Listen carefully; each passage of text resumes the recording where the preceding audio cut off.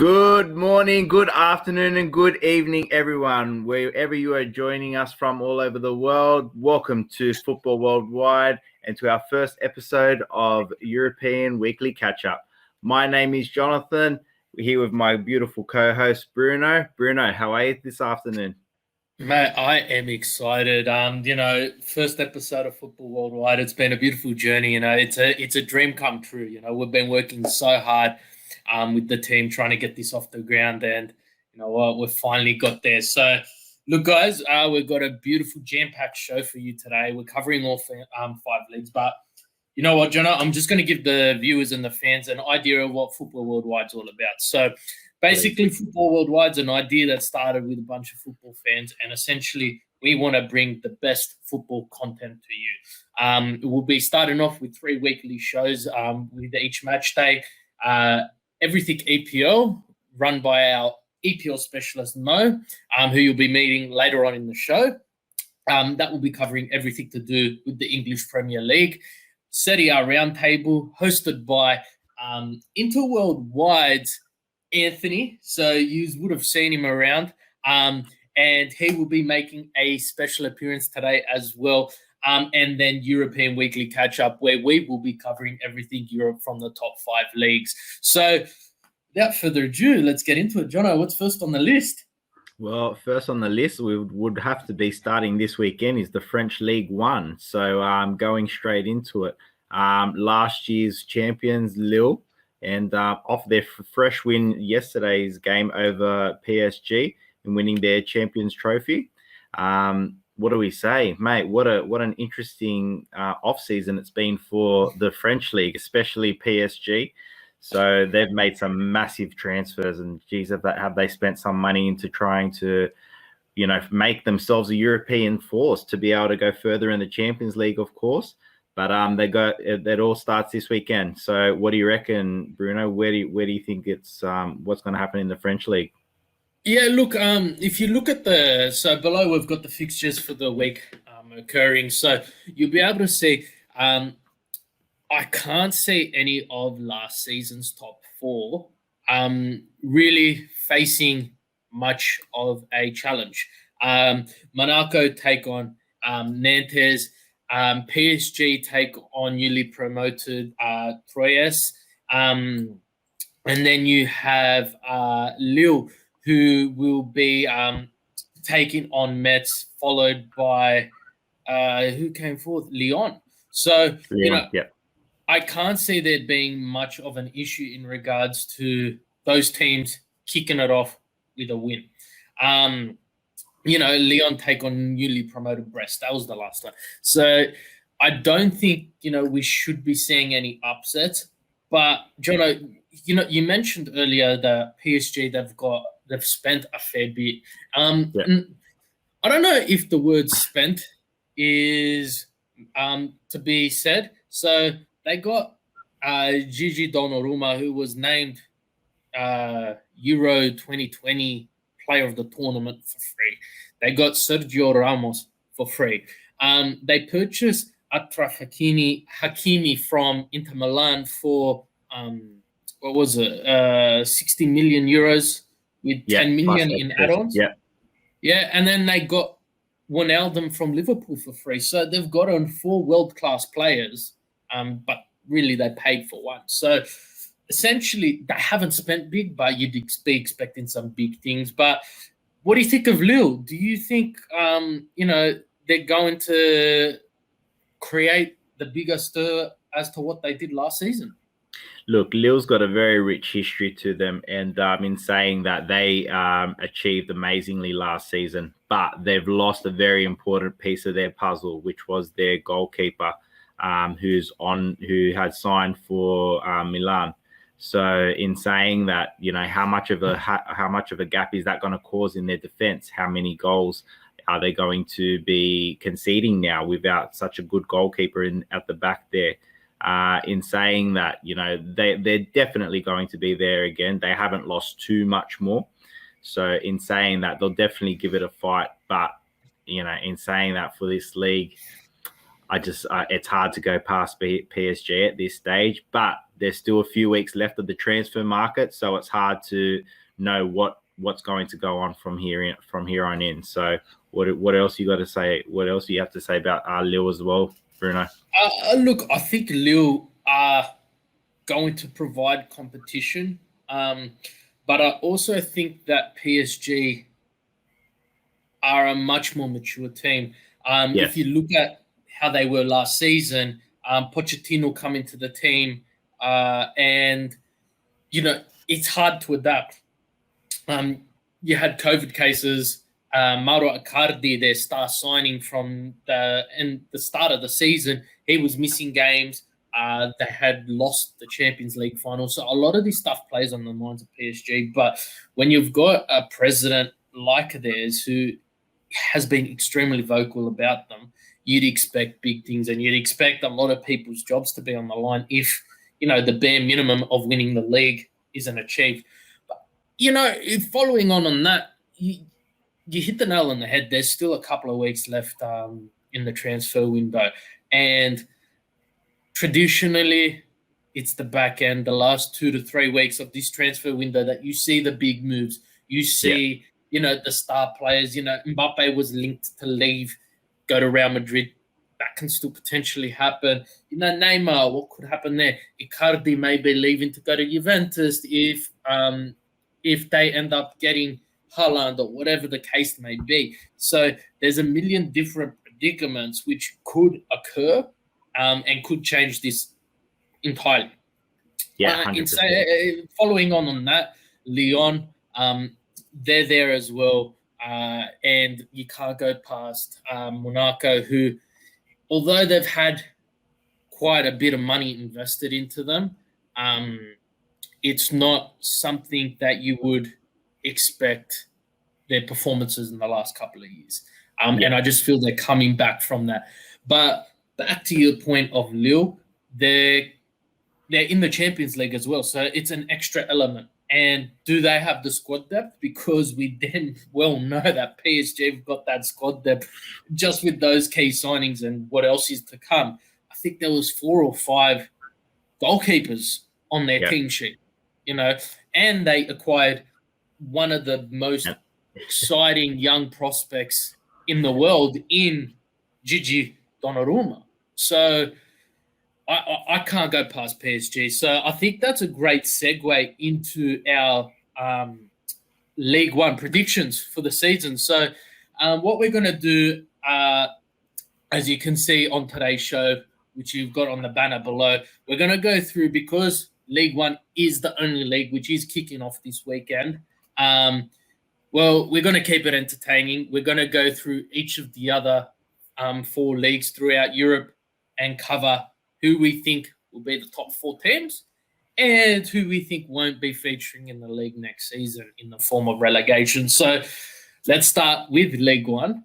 Jonathan, I'll give you some perspective. Last season, as I mentioned earlier, it was Lille, PSG, Monaco, and Lyon.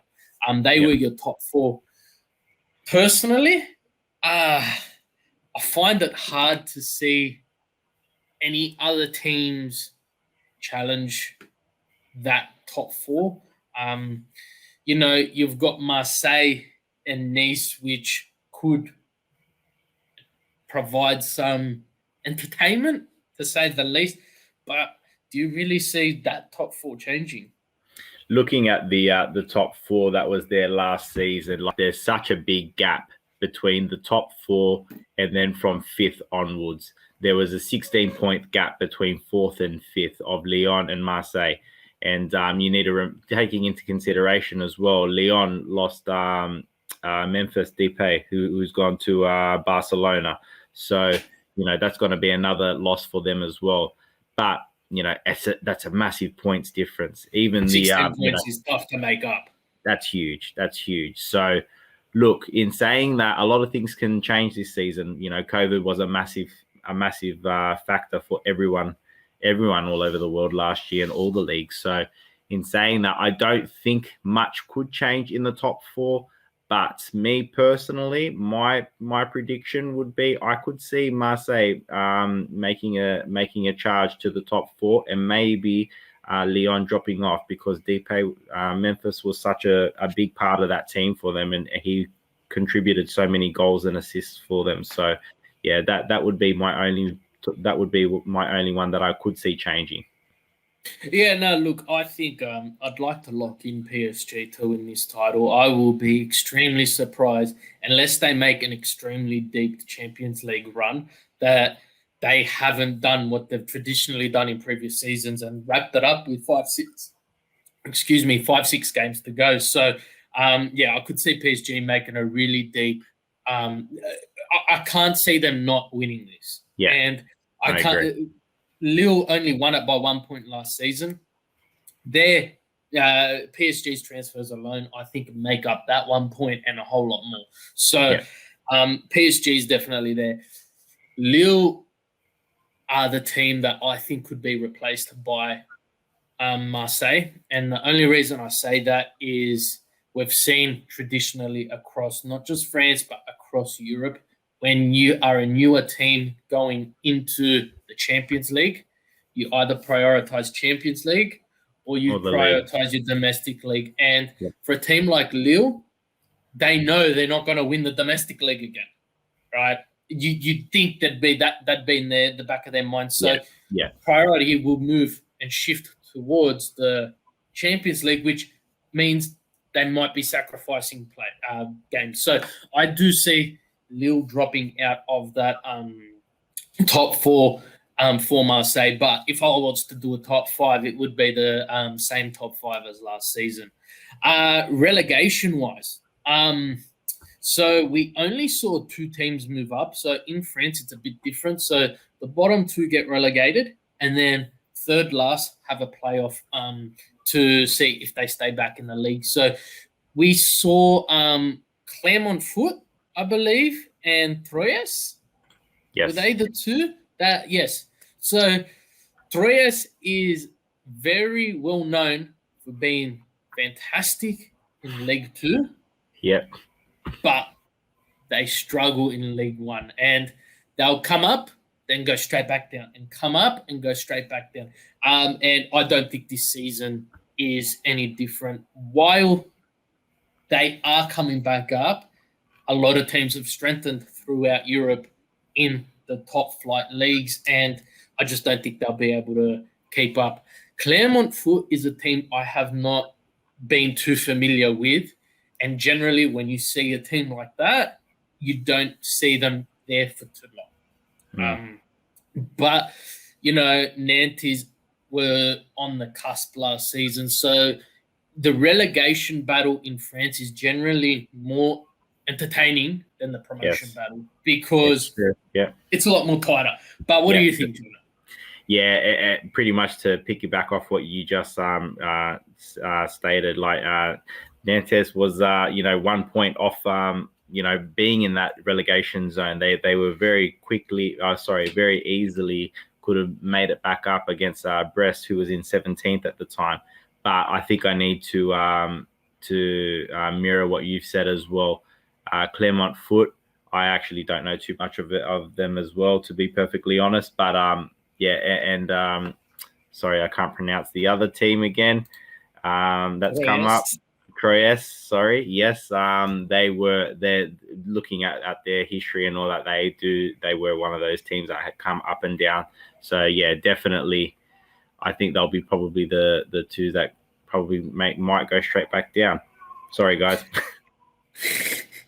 Definitely. Look, let's move on to our next prediction. Let's not dwell too much in France because there is a lot more happening across Europe. More excitingly, La Liga. So we have seen some big news coming in and out of La Liga with Messi. Is he staying? Is he going? Atletico Madrid winning the title last season, only to beat their rivals in Real Madrid. And then you had Barcelona and Sevilla. So that was your top 4 last season. And prediction-wise, I don't know. I'll hand this one to you because I know you like your La Liga. I love my La Liga. I'll any chance to watch even the mid-table games, I'll watch this at any chance I get. Look, it's such a competitive league in the sense of anyone can beat anyone on their day. The top three, of course, stand out every year and all that. But this year, I think, is such an interesting year. Real Madrid's lost a lot of talent. Both their centre backs, also, Ancelotti coming back, and Zidane moving on. So that's going to be another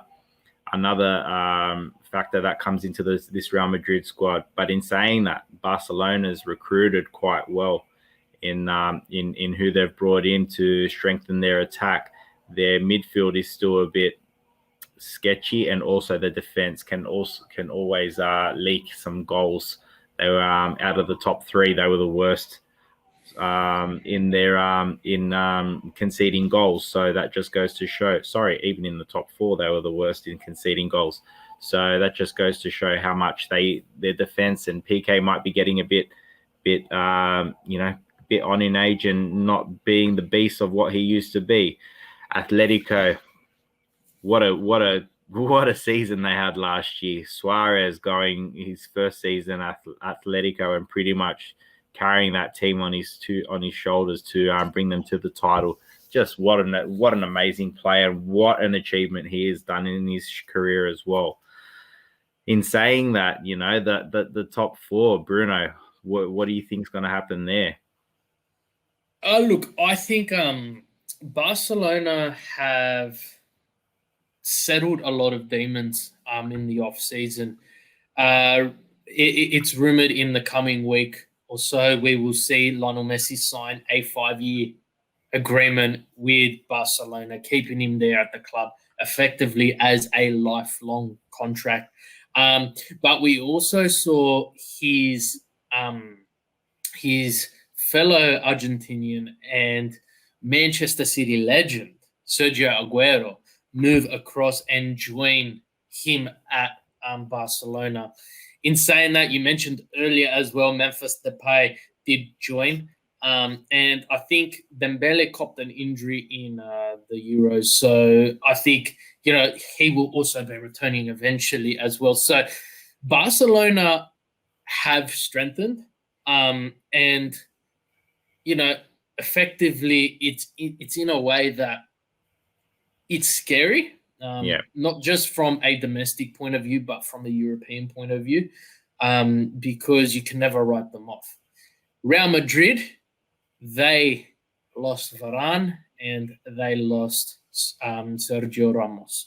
Now, there were rumors with Perez, the president, not offering Ramos a 2-year deal, which he wanted, and only a 1-year deal because he doesn't offer those deals to the people of his age and stature. But surely there's a line in the sand that you draw for certain players where you say you can have your 2-year deal, but I think they lost something massive there. And I think if Sergio Ramos never kicks a ball at PSG, he will still do wonders with what he brings to that dressing room. And Real Madrid have lost something there. But in the last couple of days / hours, we are starting to see more and more rumblings of Cristiano Ronaldo returning to Real Madrid, which isn't a massive surprise in my eyes, because there's still no solid confirmation that he's staying at Juventus. But at the same time, you can't really go off that assumption. Rumors are rumors.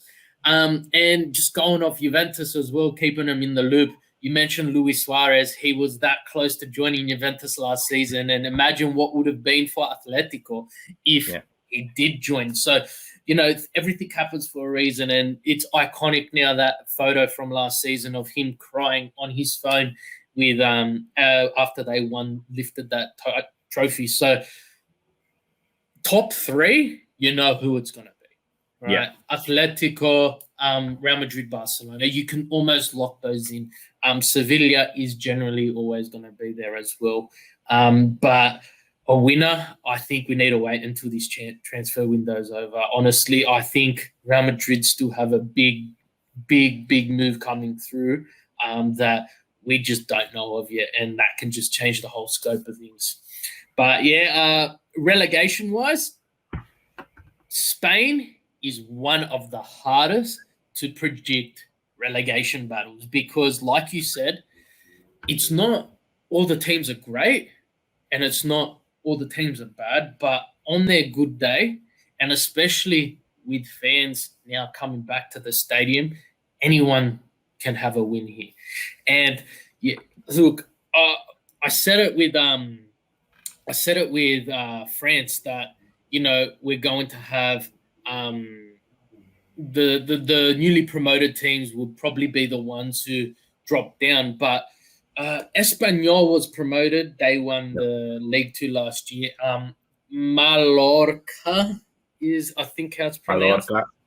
Yeah, they're the two promoted teams which I think could make a stance in La Liga this season. I honestly think Espanyol, it surprised me when they did get relegated. And, Mallorca, they're not unfamiliar with La Liga. You've got teams like Cadiz, Elche, Getafe, which can, on their good day, provide, a great outlet of football. But Elche, 2 points from relegation. Deporto Alaves, they were, I think, 4 points off relegation, something along that. And then Getafe was level points with them. So although they didn't get relegated, they were there. And match day 38, they were still fighting for that right to stay there. So, you know what? It wouldn't surprise me if one of those three went down, if not all of those three. What do you think? I think Getafe is a big risk of going down. They've got a few members are a bit of an aging squad, and they struggled in some of the games that I saw them in last season. They only won 9.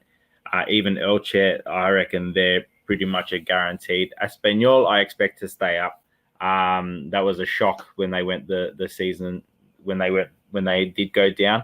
So look, like you said previously, though, the bottom half of the La Liga table, it's so close in regards to anyone can beat anyone on their day. And I know I'm going to probably sound like a broken record here in saying some of those similar things, but mate, those last probably 9 teams, it's entertaining football between it. You know what, and it is entertaining football. Like I know that you got the top half of the league where you know your tops who they're going to win. You know your top 3 in Sevilla and Atletico, of course, and Villarreal as well. So the bottom half of the league, it's so entertaining. Even Valencia has been a massive disappointment for me in recent years. They've fallen from grace from what they once were.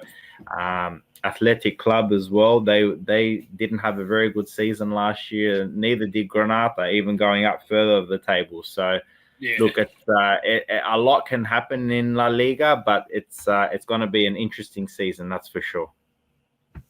Definitely. I think in saying that, I'm pretty happy with leaving that one as is, and we can move on to one of probably the most dominant leagues in the recent history within the Bundesliga in regards to, it is majority most of the time a one-team league, don't you think, Bruno? Look, Bayern Munich have been absolutely phenomenal in the Bundesliga, but not just that, they've been phenomenal across Europe. They've done amazing things. They won it 2 seasons ago, I believe, the Champions League. But before that, it was they were competitive. They were always highly competitive, and it's not something that you see throughout Europe.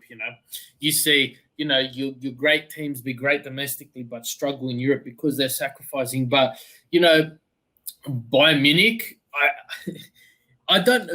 You got to think there's something that's got to give. And what I want to bring up to you is they've lost some crucial firing power in the midfield with David Alaba leaving, Jerome Boateng leaving, and Javi Martinez leaving. Now, I don't know how to pronounce his name properly, so I'm sorry if I get this wrong. They did sign Dayot Upamecano something for 42.5 million from Leipzig, which I don't know if it's going to be their saving grace. But at the same time, they won the league by 13 points. Do they lose that with Lewandowski up front, who is an absolute goal-scoring machine? I don't think they lose that 13-point buffer. The top four last season was Bayern, Red Bull Leipzig, Dortmund, and Wolfsburg, with an honourable mention to Frankfurt, who finished 1 point behind Wolfsburg. So that was your top 4/5. But do you see – so this is how I see it. I see the top three being Bayern, Leipzig, and Dortmund. But I think fourth place could go to anyone. You've got to remember, you've got Bayer Leverkusen there, Mönchengladbach there as well. So who do you see, who's your top four?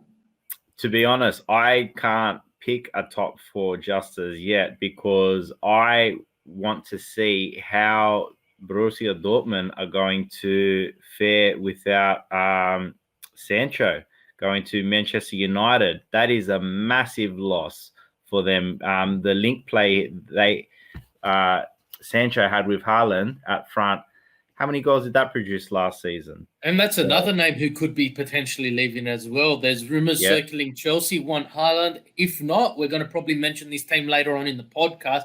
There was a $100 million bid submitted for Romelu Lukaku because they need to tie someone down. So we'll probably mention that with Mo and Anthony. But Haaland missing as well as Sancho, is there any hope for this team?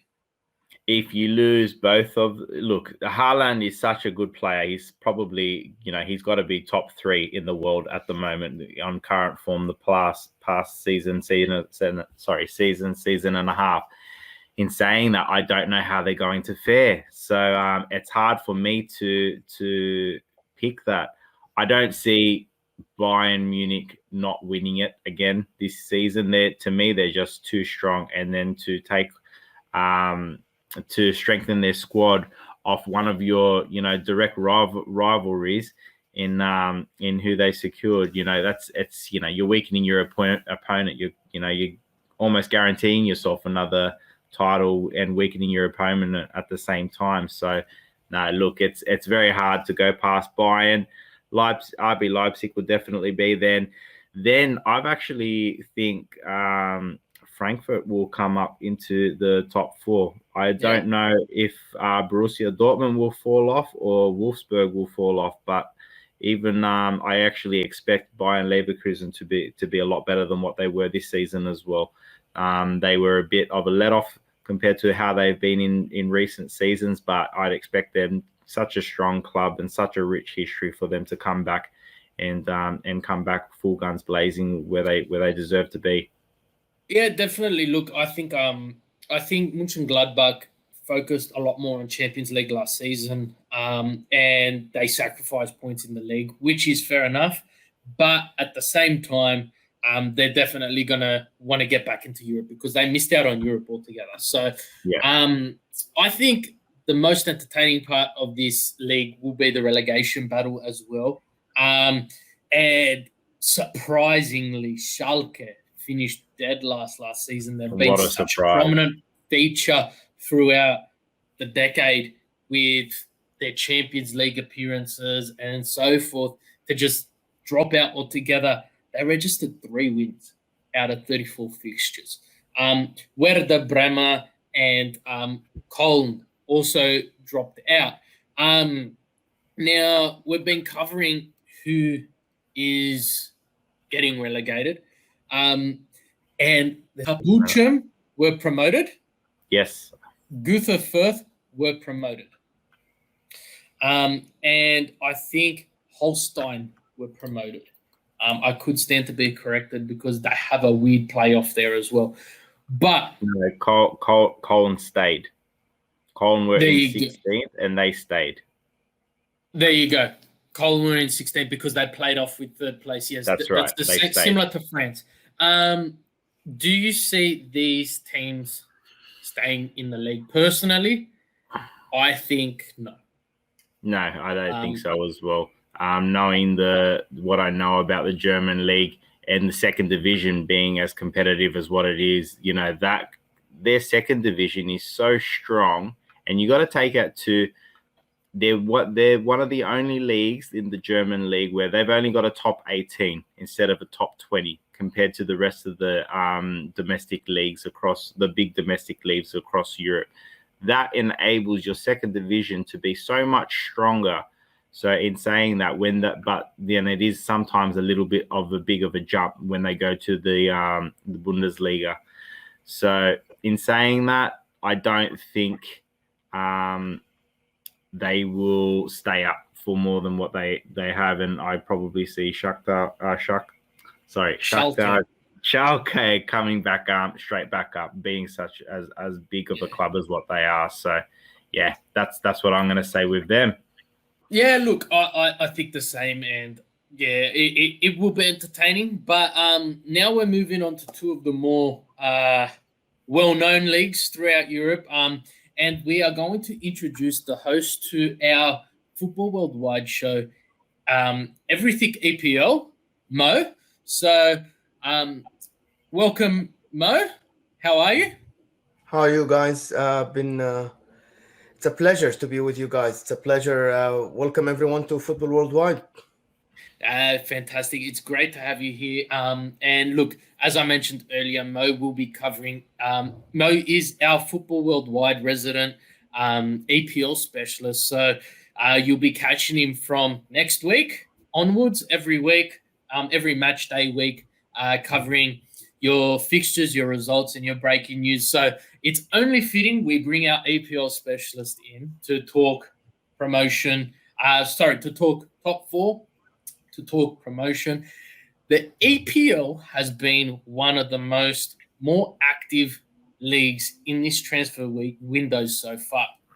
You look at Manchester United, who got Jadon Sancho and have essentially almost secured Varane. They've announced him, but in recent days there have been there've been news that he's struggling with his visa application.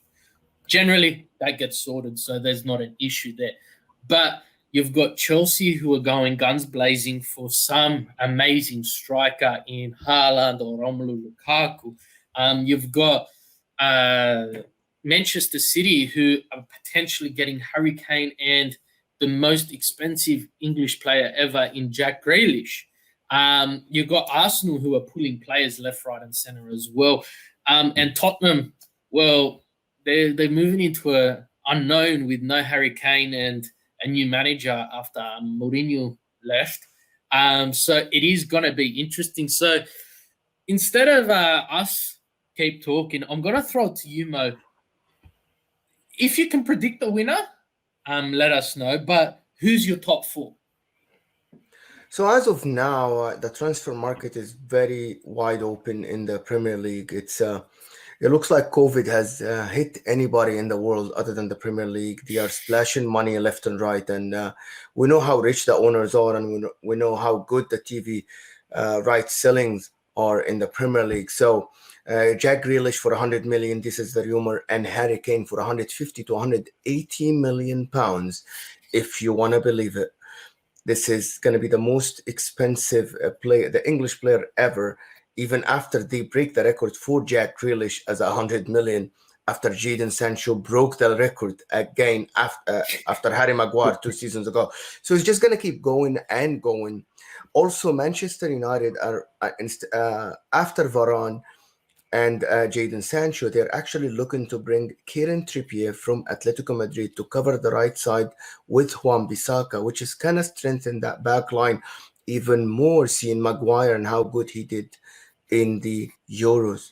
So as a prediction, I cannot see anybody competing with Man City other than maybe Chelsea. They're going to give them a run. And Liverpool, if Van Dijk comes back from the injury fit and well, playing like before, and we know how bad is the knee injuries, the ACL or the meniscus injury and the surgery he had, he took a long time to recover. So I can see Liverpool and Chelsea maybe fighting Man City for the title. However, if they get Jack Grealish and they get Harry Kane, I think Harry Kane will actually bang in 25 to 35 goals a season for the next 2-3 years. And that's on top of what other players can score. So I'm predicting Man City still to win the league if they get their transfers in as they want. However, if they don't, and Chelsea get their Haaland or their Lukaku, who today the reports are they actually raised their offer to 120 million euros for Lukaku, but without including any player in the deal. So it was 100 million plus Marcus Alonso for Inter, and Inter are willing to cover the left side as they are not sure if Perisic is staying. But it's tempting. 120 million euro is a lot of money. And I know that our Serie A specialist will talk about it from Inter's point of view, but I'm going to talk about it a little bit from Chelsea point of view. It is going to change their season and it's going to change their coming season. Is it going to make them guarantee top four? Absolutely. What I see in top four is going to be Man City. It's what I see as of now, even without the transfers. It's going to be Man City, Manchester United, Chelsea, and Liverpool, because I see Tottenham going a step down in players, and I see Arsenal not bringing anybody that's going to make a difference. They are trying to get the Lautaro Martinez from Inter, but I'm not sure if this is going to happen because Arsenal, they're actually one of the clubs in the Premier League that is actually, if people don't know, in financial crisis. They actually asked their player to take a pay cut last year, and they actually did it again at the end of the season, but the players refused. So they're actually in a financial crisis. So Arsenal, I see Arsenal and I see Tottenham coming 5th and 6th. Probably Leicester City fighting again to get this position, because actually I think Leicester City has a better squad than the two Londoners, Arsenal and Tottenham. They're not as good as Chelsea, who are the Champions League winners, but they are good enough to actually give the top four a run. As for the relegation, the three teams that got promoted, Norwich, Watford, and Brentford, who were trying for 2 seasons to get up, I see Brentford. I'm very excited to see them in the Premier League. And I think they are kind of a Leeds similar team who play with a lot of energy. And you should be able to enjoy them play. Watford and Norwich, they are trying to avoid the relegation and will be in the history of going down, up, and down in just 3 seasons. So we'll see how that happens. But the team that I see struggling is actually Newcastle, who just renewed Steve Bruce's contract for 3 years. So are they going to struggle again? Probably. Are they going to finish mid-table? Maybe.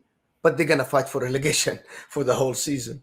So I cannot predict the relegation because there's a lot of time left in the transfer market. And one player in these relegation battles can actually change your season, completely change your season.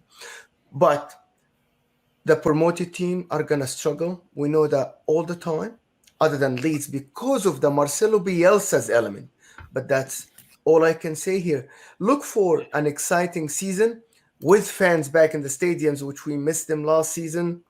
And look for big games between the top 6.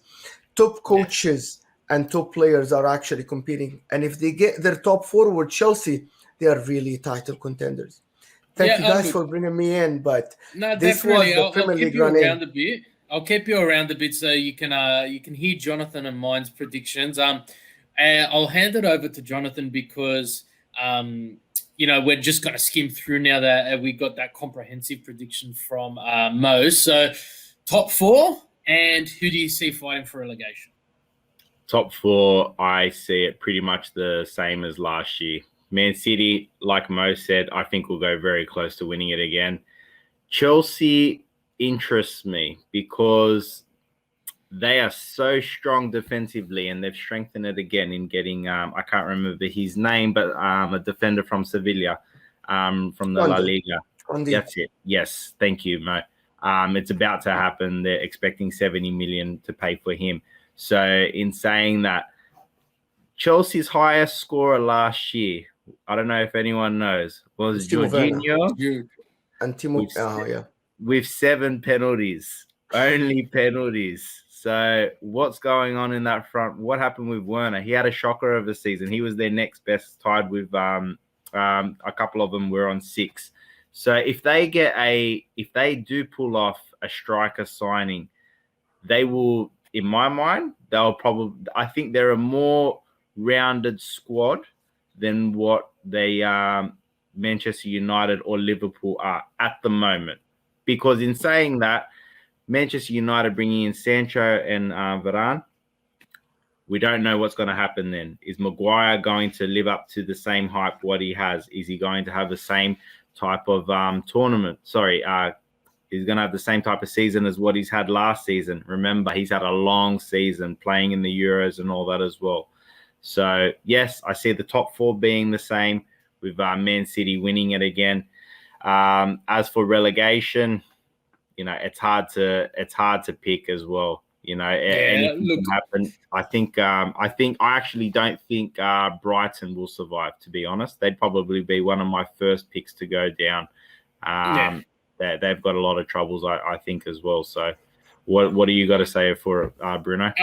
Look, I think without signing City win it again, they're just a team, and Edison in goals, their defense is too solid. You've got De Bruyne in the midfield, and then you've got their attack, which is phenomenal. So there's nothing really stopping them there. Manchester United, Liverpool, and Chelsea are the rest of my top 4. The only reason I say them with defiance is I can't see any other teams challenging. Yeah. Arsenal, like Mo touched on, very broken in financial. They're struggling to find something there. Tottenham lost Lamela. They lost Hurricane, and there's another name in there, Enderweireld.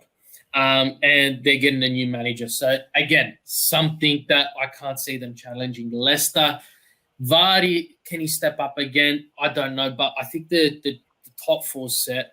Pukki for Norwich, I think, will be enough to keep them in the Premier League this season. But yeah, Mo touched on Newcastle, you touched on Brighton, and I'm going to say Brentford.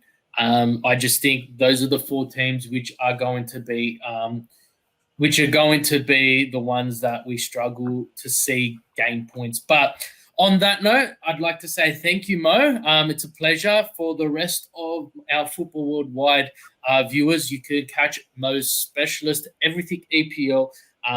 As I mentioned earlier, weekly. So give a like and subscribe to get your notifications of when Mo will be coming live. But yeah, thank you again, Mo.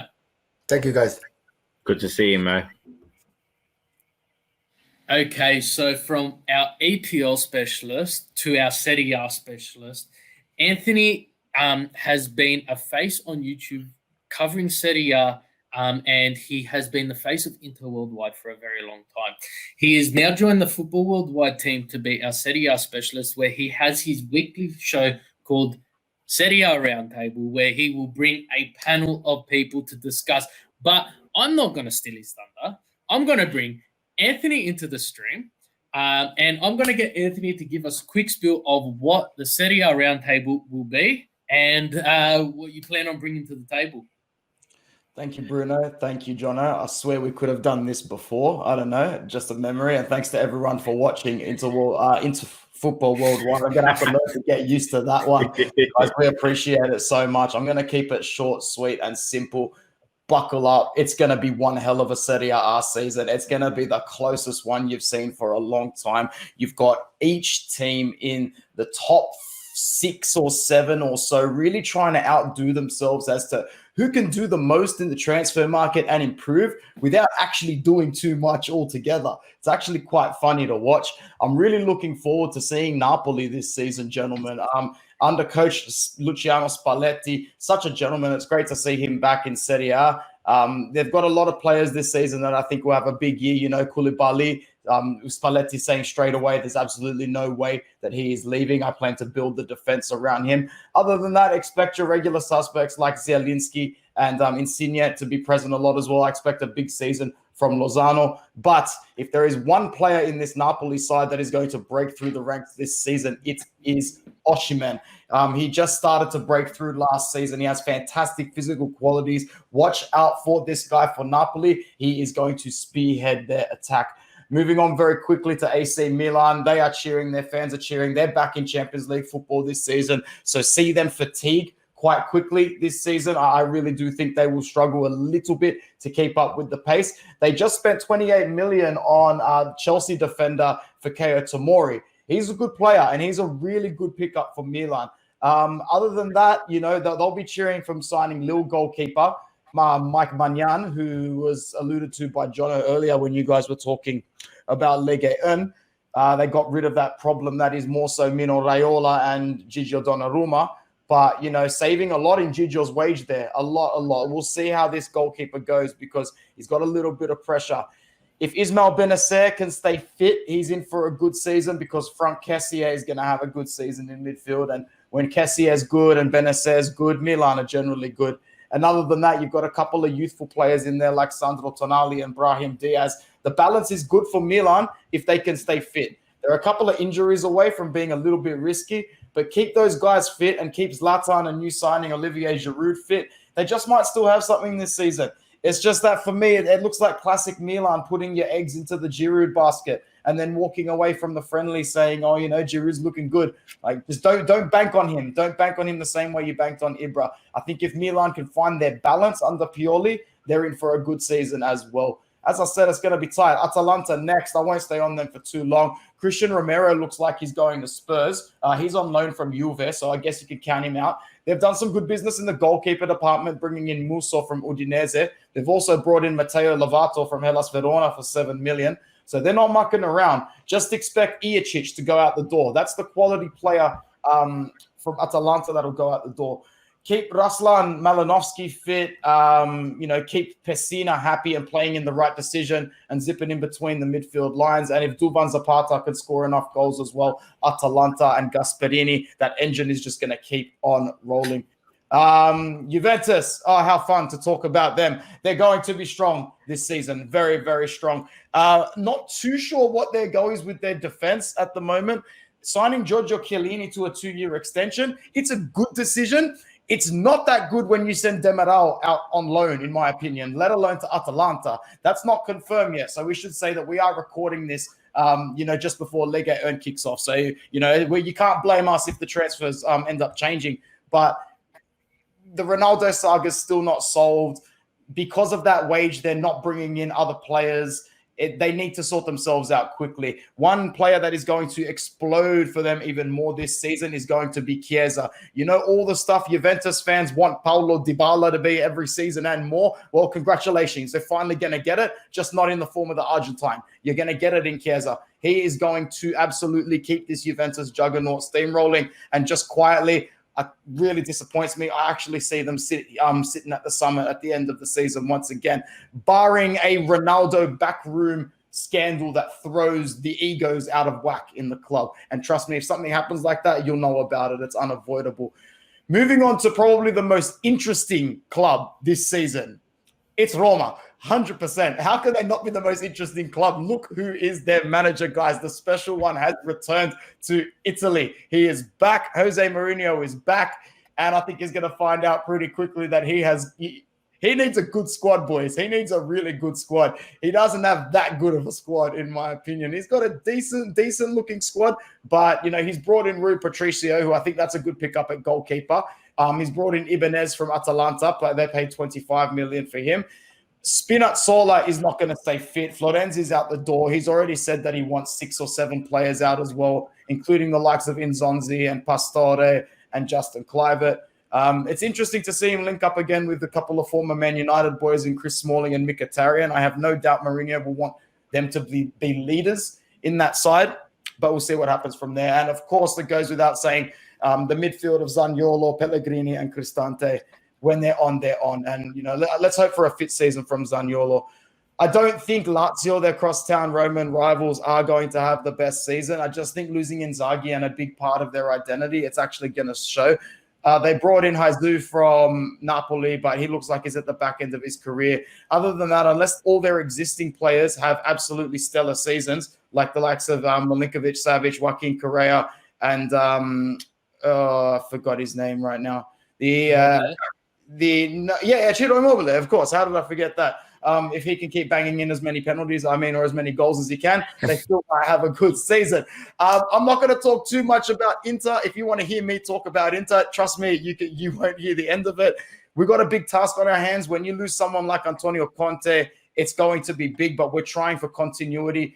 Technicality-wise, man-for-man-wise on the pitch, we're keeping the Conte blueprint and adopting it to Simone Inzaghi's version of that. It sucks losing Achraf Hakimi. Let's see if Inter do lose another big name in Lautaro to Spain. He's not going to Arsenal, or Lukaku to Chelsea. Just quietly, I really don't think Lukaku's going back to England, to any club at the moment. He's still dirty at that country for basically being on his back for absolutely everything. And he's found a home in Italy.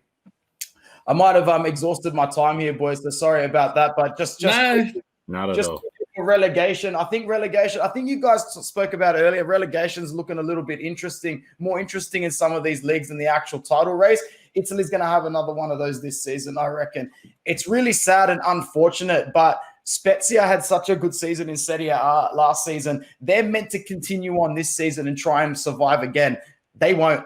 They'll come last, in my opinion. They've been slapped with a 2-year transfer ban. They've lost a couple of their best players as well. They have made a decent signing in Kelvin Amian from Toulouse. I really respected that signing. But with their manager leaving as well to manage Fiorentina, and Thiago Motta, brilliant player. But let's face it, his resume as a manager isn't that attractive just yet.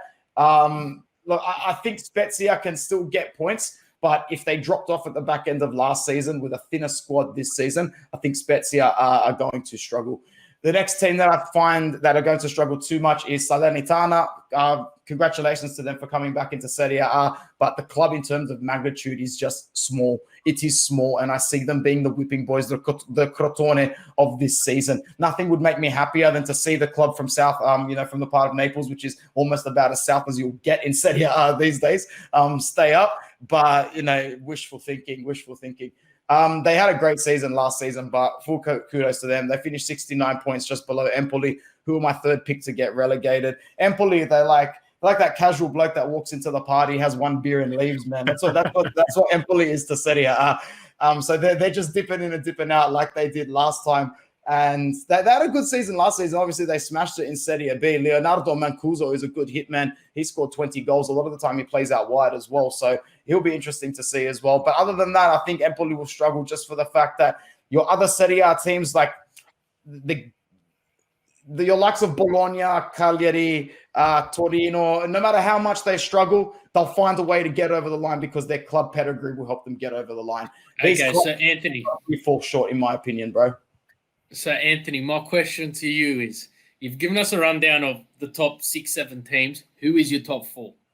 Yeah, who takes out the Champions League spots, in your opinion, with the team that's currently there? Like, clearly there's still – and Italy's historically known for transfers happening at the back end, and you've got rumors of Locatelli going to Juventus and stuff like that. So there's a lot still to happen, Nendes to Inter and so forth. But with what we've been given in front of us and the information we've got on, we'll call it Wednesday, the 4th of August now, who do you think takes out the top 4 of the Serie A?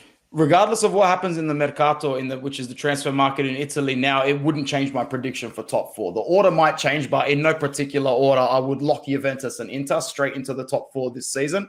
And I would say that you're fighting third spot between Atalanta and Napoli. If Milan can somehow snake their way into a spot there, perhaps something tells me Mourinho might fight, but no. I'm going to go with Inter, Juventus, Napoli, and Atalanta for the top 4 this season. And yeah, you heard who I said for relegation. So that's the first Serie A prediction for the season. Fantastic. Look, Anthony gave such a comprehensive one. So I'm just going to list my 4 teams and my 3 relegating teams. So yeah, Inter, Juventus. There was too much of a gap last season between first and second for Inter to drop out of that top 4. Yes, the team's been weakened. by manager-wise and squad-wise, but at the same time, there isn't that much of a decline in regards to there's not that you're not going to drop that many points to be out of the top 4. AC Milan worry me, but can they keep up with Champions League as well as Serie A? Potentially, the retirement club they've started in their strikers position of Ibrahimovic and Giroud worry me from an Italian fan perspective. In the Serie A perspective, but at the same time, if they stay fit, they're banging home goals. And then I'm looking at 4th place, and you've got Atalanta, Napoli, Roma, potentially Lazio, but I would say Atalanta because out of everyone, they've been the most consistent. Relegation, Empoli stay up, Salernitana and Venezia drop back down, as well as Spezia, as Anthony did allude to. So they're my 3. I just think Empoli's the only team out of the promoted teams who have such a rich history in the Serie A in the sense of they know what it's like to be there. And the return of fans will really help them. Salernitana, there's been too many dramas between Latino, the owner of Lazio. Still hasn't sold them, last I heard. And I just don't think they have the pedigree to stay up there. They were a very loan-based club where a lot of their players were loaned out from Lazio. And Venezia, amazing kit. I've got to say their jersey looks absolutely phenomenal. But I don't think we're going to be seeing it. There's a couple of, I think Salernitana and Salernitana and Venezia are going to be the punching bags of the Serie A this season, where we're going to see all types of goals put against them. But Spezia, I think, like you said, Italiano gone now. The transfer ban, which you just told me about, I didn't know about. I just think that hurts them way too much to keep them back into the Serie A. So that's my top 4. That's my bottom 3. What do you think, Jono? I'm going to make this quick because we're going a lot longer than what we had first expected to go. So let's get this done. Okay, no particular order. Inter, Juventus, Atalanta, Napoli. That's who I see as my top 4. To be relegated, Salernitana, Spezia, and I actually think Empoli is going to go back down. I don't know why. It's just who I think. Like Amp had said previously, they just go up and down. They like to float between Serie A and Serie B. So that's who I'm going to say who's my top 4 and for relegation. No worries. I'd like to say thank you again to Anthony for appearing. You'll be seeing a lot of him on the Football Worldwide channel with his Serie A roundup. Very excited to be watching that one when it does come around. Thank you again for joining us, Anthony, and your comprehensive analysis of the Serie A this season. Anytime, boys. Like and subscribe, everyone. See you later. Definitely. And Jonathan, I think this is the perfect time to wrap it up. You will be catching us live weekly. As the name suggests, European Catch-Up Weekly. We will be around. You will see us. And, yeah, guys, as Ant just mentioned, like, subscribe. Let us know if there's anything you want us to cover. Let us know. One more thing, guys, before we got a little bit of housekeeping before we leave. One new segment Bruno and I are going to bring into this show is called our One to Watch. So that being the one game that we want you guys to watch this weekend. Now, I'm going to take it this week, Bruno, if you don't mind. The one I think for the Ligue 1 that you have to watch is Rennes versus Lens. These two were right next to each other last year. There was nothing to separate these two teams. So that's going to be an entertaining game, in my opinion. Okay, well, if that's your one to watch, I can't agree with that. I've got to say, you need to watch the PSG game. They're playing a newly promoted team, but they've got such a new squad with such star-studded lineup. They should be putting on a clinic, and it should be something entertaining for the non-League One fan. If you don't watch it, guess what? Football's back this weekend. That, I think, would be the game that will get you hooked on the French League. 100%. Anyway, guys, Jono, thank you for joining us for our first episode. It's been an absolute pleasure. Please remember to like and subscribe, and we will catch you next week.